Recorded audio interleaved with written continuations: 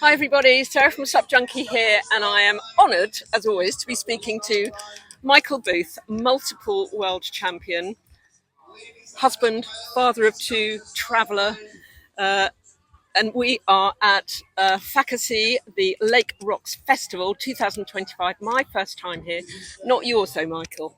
No, I've been here before. It's really nice to chat to you, obviously, and it's a fantastic event. We've got, I think it was upwards of like 800 people actually competing at the event, and you had like up to like 350 people in that distance race yesterday, 214 or something racing in the technicals today. So it's an amazing location. As you can see, the surroundings are beautiful, and I think I really like places like this. The mountains are a bit of a novelty because we don't really have them where I live. No, it is truly stunning. It's a great lake, and this is the third location. So we had a city race. I think you were not there. For the SUP Alps Trophy? Yeah. No, No, sorry, for the city race for this event.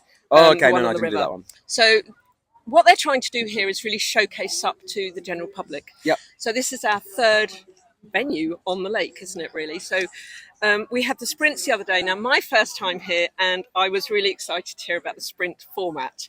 I loved it. Can you explain it to us, Michael? So they had two buoys off the beach, a right turn, a left turn. You could line up and do as many runs as you could in a couple of hours.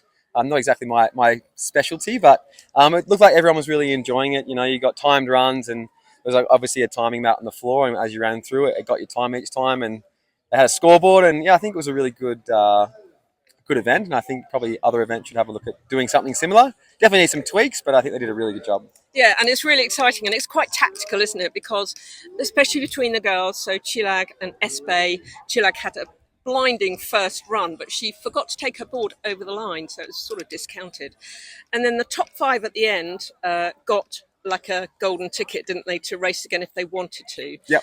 And I think Espe did, you can do as many runs as you like. Espe did 5 runs and Chilag did 3. Yep. How many did you do?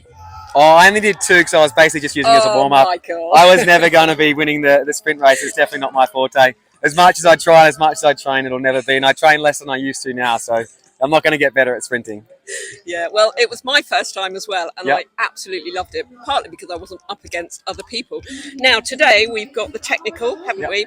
Oh, no, let's talk about yesterday's distance. Yep. So that's your forte, isn't it, Michael? The distance, really? Yeah. So the distance races have obviously gotten shorter and shorter as we've gone on through the years. We used to do like the 18 and 22 kilometre downwinds and all that type of stuff, but the way that the formats are now, it's like 10 or 12 kilometres, and it's a lot of flat water racing and pack racing. But no, I enjoyed it. I made a little error getting away from Donato and Norman and missed the train, sitting sort of on the draft of somebody else. And but chasing for a bit, and then had to make a decision to back off and save myself for that sprint, finish for third place. But yeah, very happy to be in the mix, and just happy to get a podium in Europe. I thought it was going to be probably the first time I didn't get a podium in Europe since I've come here, so that's been like 10 years, so that would have been a bit interesting. Yeah, and it was super hot yesterday, wasn't it? It was so hot, and it was absolutely draining. I was watching the guys and girls coming over the line, and they were, almost cross-eyed and just couldn't speak or breathe almost. It was really draining yesterday. But this is what you train for, isn't it? So today, we're somewhere else, and it's absolutely beautiful, and we got the tech racing. Yep. So you have just raced, and we've just grabbed you. We're really grateful to be talking to you. So what was that? Was that a quarter or That was the semi-final. So Okay. we've got the final coming up, I think, in a couple of hours or however long it takes to get there. But looking forward to the final. It's really just, as always, it's a race to the first and the second buoy, and then not much changes from there. So you've got to really make sure you get a good start and not fall like I did in the semi just then. But only fell under my board, but it was okay. And then there's only 7 and 2 missing out, so I just bided my time and tried to save as much energy as I could for that final. But yeah, as I say, anything can happen. We saw you fall. We were not worried at all. My husband, who's filming now, was just like, no, he's got this. Yeah. So we really saw that you had it. So we wish you luck in the final. You're going home tomorrow. You've been away in Europe for 3 weeks. Yep. Can you tell us what you've been doing in Europe? Previously I was here for 2 weeks, and I did a SUP Kids camp in Germany, in Essen, with the German SUP Kids, which was really cool. And then I did a training camp in Forteventura with a few great paddlers, and it was a really good time. And we did a 5-day training camp. Went home for 2 weeks, came back.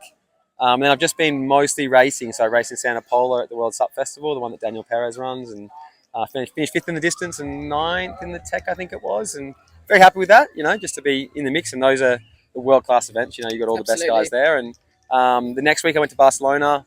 Didn't necessarily race bad. Just had a fall in like the final sprint, and it was all over. But you know, in that sort of top 5, top 6 most of the races I've been doing, which is still pretty good.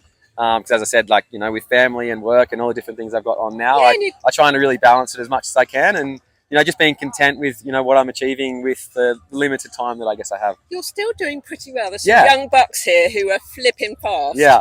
aren't they? I mean, Benyam, I mean, where's he come from this year? You know, so fast as a young man, and, Oh, and but in the open class, I mean, they're But insane. of course, you've got all these young guys, and I think it's fantastic for the sport to see young people come through. It used to Definitely. be quite a sport where like a lot of paddlers came from different sports, and it was kind of like an older age bracket. Whereas now, you know, like in my semi just then, I think I had like all the ages but 18. I think Faden was the only guy over the age of 20 at 25. So, you know, it's fantastic to see, and I think that's the grassroots level that we want to see. Like even in the girls' races, I think previously, like maybe 10 years ago, you used to have a lot of girls over 30, 32, 35.